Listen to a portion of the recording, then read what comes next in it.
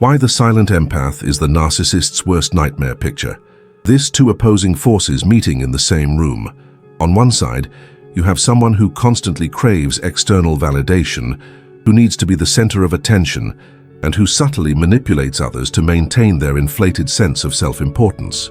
On the other side, there's a person who observes quietly, who deeply understands others' emotions, but who doesn't provide the emotional fuel that the first person desperately needs. This is the dynamic between the narcissist and the silent empath, a fascinating psychological dance that Carl Jung explored through his work on personality archetypes. Jung identified universal patterns in human behavior, and this specific interaction reveals profound insights about how our psyche operates in complex relationships. The narcissist, in Jungian terms, lives predominantly through what he called the persona, that social mask we present to the world. However, unlike a psychologically healthy person who uses the persona as a flexible social tool, the narcissist has become completely identified with this mask. Their true identity, their authentic self, remains hidden behind a grandiose facade that requires constant maintenance. Jung observed in his clinical work that individuals with narcissistic traits often develop these patterns as a defense mechanism against deep-seated feelings of inadequacy. What appears as supreme confidence is actually a fragile construct that needs continuous reinforcement from the outside world. This is where the narcissist's fundamental vulnerability lies. They've outsourced their self-worth to external validation. The narcissist operates from what Jung would recognize as an inflation of the ego. They've confused their temporary social roles and achievements with their essential being. This inflation creates a psychological prison where they must continuously perform to maintain their sense of identity. Every interaction becomes a stage where they need to prove their superiority, charm, or importance. In Jung's understanding of psychological types, narcissists often exhibit what he called an extroverted thinking or feeling function that's become rigid and one-sided. They've lost touch with their inferior functions, those aspects of personality that could provide balance and depth. This creates a brittle psychological structure that appears strong from the outside, but crumbles under genuine scrutiny. Now, enter the silent empath. This isn't your typical empath who openly displays their emotional sensitivity or gets overwhelmed by others' feelings. The silent empath possesses what Jung might have recognized as a highly developed intuitive function combined with mature emotional boundaries. They can read people's emotional states, motivations, and hidden agendas with remarkable accuracy, but they don't feel compelled to react to everything they perceive. The silent empath has undergone what Jung called the process of individuation. They've separated their own emotional experience from others' projections and expectations. They understand the difference between empathy and emotional absorption. This psychological differentiation is crucial because it allows them to remain compassionate without losing themselves in another person's psychological drama. This creates an immediate problem for the narcissist. Their entire psychological strategy depends on getting reactions from others. They need people to be impressed by their achievements, threatened by their anger, charmed by their charisma, or at least emotionally activated by their presence. The silent empath, however, sees through these performances without providing the expected response. Jung's concept of psychological projection becomes crucial here. The narcissist projects their own need for constant validation onto others, assuming everyone operates from the same emotional hunger they do. They believe that everyone is either competing for attention or serving as an audience for those who deserve it. When the silent empath doesn't respond as expected, it creates what Jung would call a constellation in the narcissist's psyche, an activation of their deepest insecurities. The silent empath's power lies not in what they do, but in what they don't do. They don't get pulled into dramatic conversations. They don't try to fix or heal the narcissist. They don't provide the emotional reactions that feed what psychologists call narcissistic supply. They don't compete for attention or status. Most importantly, they don't take the narcissist's behavior personally, which removes one of the narcissist's primary tools of manipulation. This absence of response forces the narcissist to confront something they've spent their entire life avoiding: the emptiness beneath their constructed identity. Jung understood that psychological health requires integration of all aspects of the personality, including those we'd rather not acknowledge. The narcissist has built their entire identity around avoiding this integration.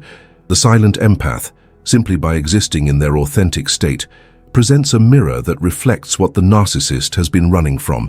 They embody the psychological wholeness that the narcissist abandoned in favor of a more socially rewarding but ultimately hollow persona. This reflection is deeply threatening because it reveals the cost of the narcissist's choices. In Jung's therapeutic approach, he often found that his patients needed to encounter their shadow, those aspects of themselves they'd rather not acknowledge. For the narcissist, the silent empath unconsciously represents this shadow encounter. The empath's genuine self-possession, their ability to remain centered without external validation, highlights everything the narcissist lacks internally. Jung wrote about the phenomenon of psychological compensation, where the psyche tries to balance one-sided conscious attitudes through unconscious responses. The narcissist's conscious grandiosity is compensated by unconscious feelings of worthlessness. The silent empath's presence activates this compensation, bringing the unconscious inadequacy closer to consciousness in ways the narcissist finds unbearable. This dynamic often plays out in fascinating and predictable ways. The narcissist might initially try harder to impress the silent empath, escalating their usual tactics. They might share more grandiose stories, name drop more aggressively, or demonstrate their superiority through subtle put-downs of others. When charm doesn't work, they might shift to intimidation or manipulation, testing different approaches to crack the empath's psychological armor. But the silent empath, grounded in their own emotional intelligence and clear boundaries, neither rewards these behaviors nor fights against them. They simply observe and maintain their stance. This response, or lack thereof, is maddening to someone whose entire identity depends on controlling others' emotional responses. Jung understood that we often fear most what we need most for psychological growth. The narcissist desperately needs to develop genuine self-worth that doesn't depend on external circumstances, but this development would require dismantling the false self they've spent years constructing. The silent empath represents this terrifying possibility, proof that it's possible to exist peacefully without constant external validation. The silent empath's approach to emotional boundaries represents another nightmare scenario for the narcissist. Where others might get pulled into codependent dynamics, offering endless emotional support or engaging in dramatic conflicts, the silent empath maintains what Jung would call a differentiated stance. They can empathize without losing themselves in another person's emotional chaos. This differentiation is precisely what the narcissist's psychology cannot handle. Their entire relational strategy depends on blurred boundaries, on finding people who will merge with their emotional needs and serve as extensions of their ego. They need others to share their emotional states, to feel what they feel, to validate their perspective by adopting it as their own. Jung observed that certain personality types serve as carriers of projection for others. The silent empath often becomes a screen onto which the narcissist projects their disowned vulnerability, their fear of abandonment, their secret shame about their authentic self. But because the empath doesn't absorb or react to these projections, they eventually bounce back to the narcissist, creating an uncomfortable self-awareness that they're not equipped to handle. The narcissist might find themselves thinking obsessively about the silent empath's responses or lack thereof. They may replay conversations, analyzing every word and gesture for signs of the validation they crave. This obsessive quality reveals how destabilized they become when their usual manipulation tactics fail to produce the desired emotional response. Jung wrote extensively about the process of individuation, becoming who you truly are, rather than who others expect you to be. The narcissist has essentially given up on this journey, choosing instead to become what they think will gain them the most admiration. They've traded their authentic self for a more socially successful but ultimately empty persona. The silent empath, by contrast, has made peace with their authentic self, including their capacity to feel others' emotions without taking responsibility for managing them. They've learned to distinguish between healthy empathy and unhealthy emotional absorption. This distinction represents years of psychological work that the narcissist has avoided. The frustration this creates for the narcissist cannot be overstated. They're encountering someone who possesses something they've traded away, genuine self-worth that doesn't fluctuate based on external circumstances. It's like watching someone breathe underwater when you've convinced yourself that drowning is the natural state of existence. Jung's analytical psychology suggests that we're often drawn to people who carry projections of our unlived potential. The narcissist may find themselves strangely fascinated by the silent empath's self-possession, even as they feel threatened by it. They might make repeated attempts to engage the empath, to crack their serene exterior, to prove that underneath, everyone is as desperate for validation as they are. This fascination creates an internal conflict that their usual coping mechanisms can't resolve. The narcissist is simultaneously attracted to and repelled by the empath's psychological freedom. They want what the empath has, but they're not willing to do the internal work necessary to develop genuine self-worth. The silent empath's emotional intelligence also allows them to see patterns that others might miss. They notice the inconsistencies between the narcissist's words and actions, the way manipulation tactics shift depending on the audience, the underlying desperation beneath the confident facade. They observe how the narcissist's mood depends entirely on external feedback, how their sense of self rises and falls with each social interaction. But rather than confronting these observations directly, which would only provide the narcissist with the emotional engagement they crave, the silent empath simply adjusts their own behavior accordingly. They might become less available for conversations, maintain more formal boundaries, or redirect interactions toward practical matters rather than emotional ones. This strategic disengagement drives the narcissist to distraction. They're accustomed to people either falling completely for their act or challenging them in ways that allow for dramatic confrontations. Both responses feed their psychological needs. Admiration obviously provides validation, while conflict provides the intensity and emotional engagement that makes them feel significant.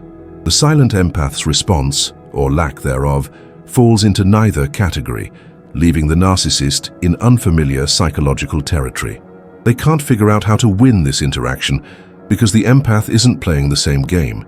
It's like trying to play chess with someone who's reading a book. There's no engagement with your strategy because they're operating from an entirely different framework. Jung's work on the collective unconscious suggests that we all carry archetypal energies within us. The narcissist has over-identified with what might be called the sovereign archetype, the part that demands recognition and worship from others. This archetype, in its healthy form, provides natural leadership and inspires others through genuine excellence. In its shadow form, it becomes tyrannical and parasitic, feeding off others' energy without giving anything authentic in return.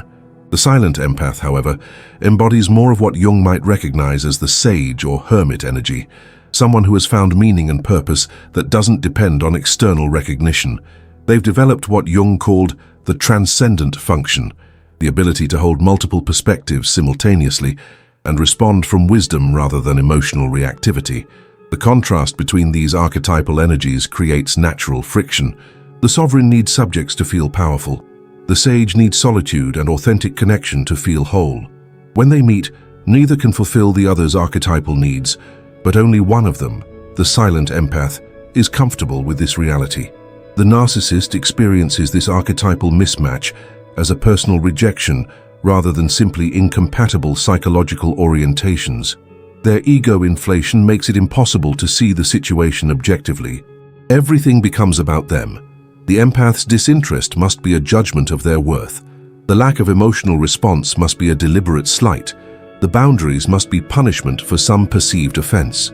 Jung observed that psychological growth often requires what he called holding the tension of the opposites, sitting with conflicting truths or feelings without immediately resolving them through action or rationalization. The narcissist has spent years avoiding this kind of psychological tension by creating an inflated sense of self that pushes away any uncomfortable truths. The silent empath's presence forces this tension to the surface. They represent everything the narcissist fears: the possibility that genuine worth doesn't come from external validation, that emotional manipulation is unnecessary for meaningful connection, that authenticity is more valuable than admiration. These truths create cognitive dissonance that the narcissist's psychological defenses can't easily resolve.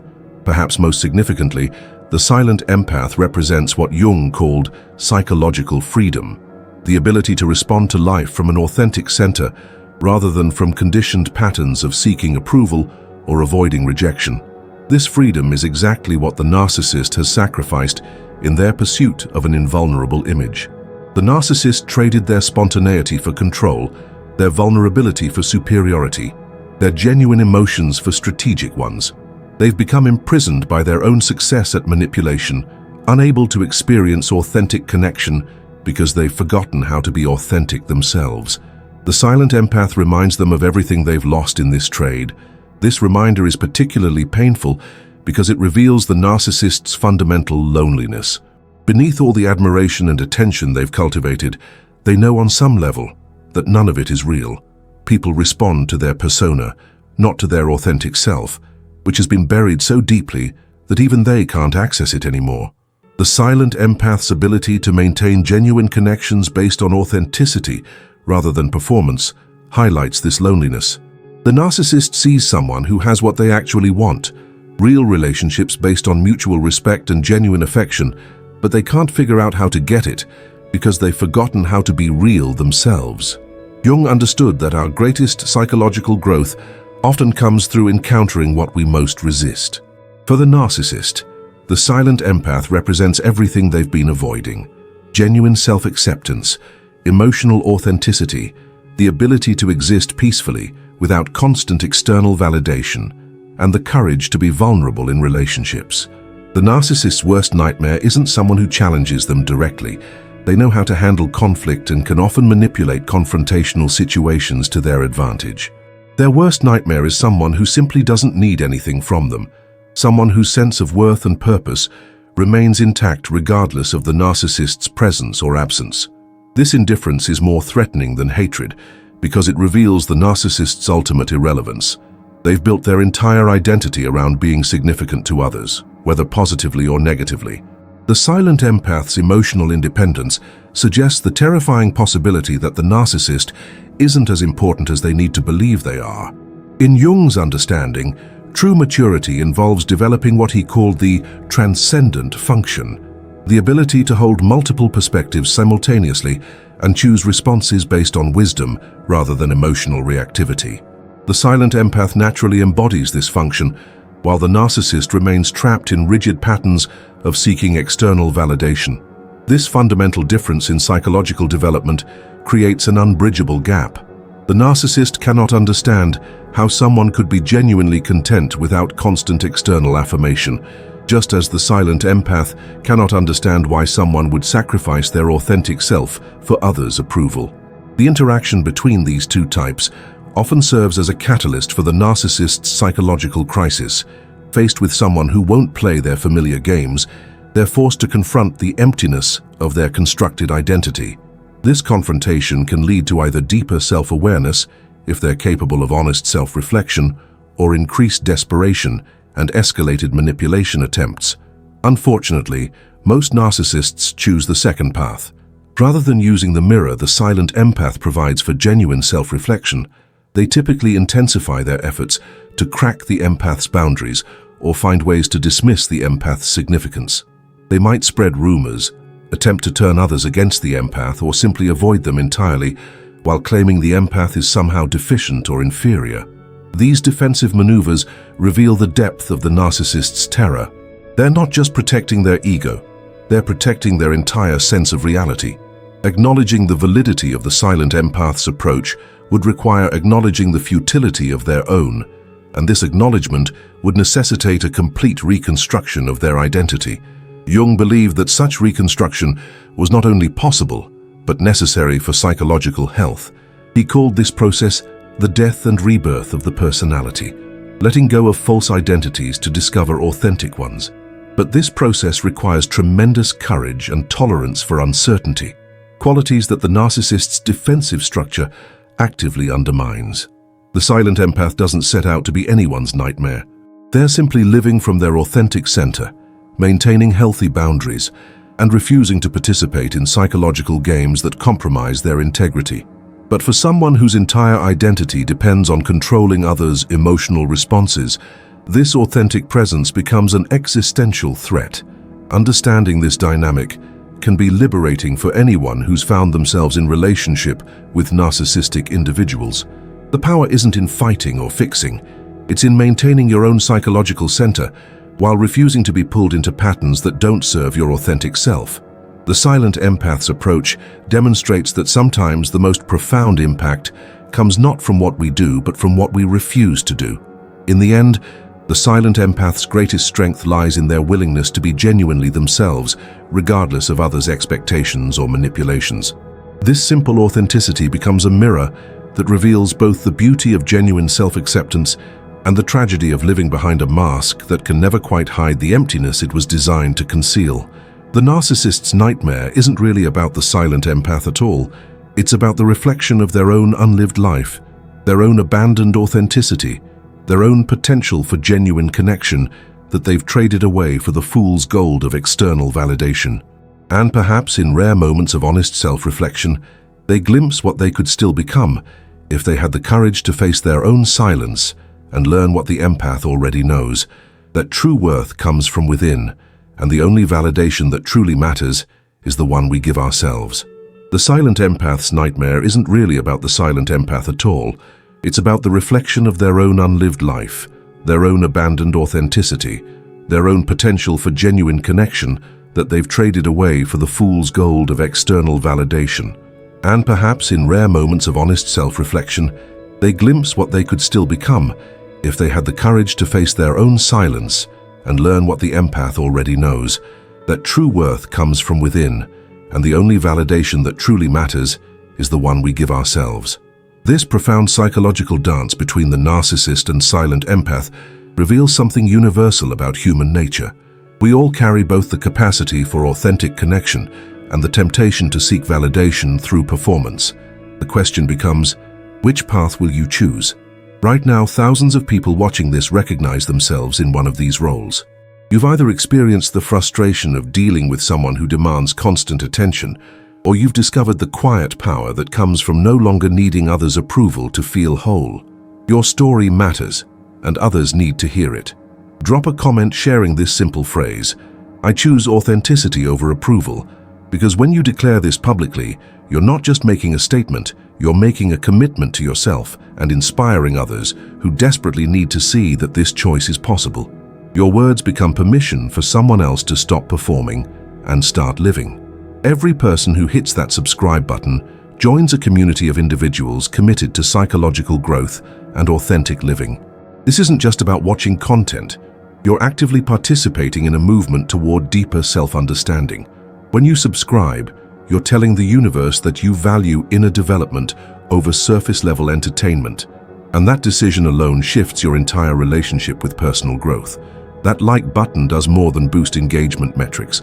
It sends a signal that authentic conversations about psychology deserve more visibility than empty distractions. Your single click becomes part of a collective voice saying that real psychological insight matters, that deeper understanding is worth pursuing, that authentic connection trumps superficial interaction. The psychological patterns we've explored today barely scratch the surface of what happens when different personality types collide in unexpected ways. Next week, we're diving into another fascinating dynamic that most people never recognize until they're completely trapped in its web. A pattern so subtle, yet so powerful, that it can completely rewrite someone's reality without them even realizing it's happening. The psychological mechanisms at play will surprise you, and understanding them might just save you from falling into a trap that millions of people never see coming. Your journey toward authentic self-understanding continues, and the next revelation is waiting for you.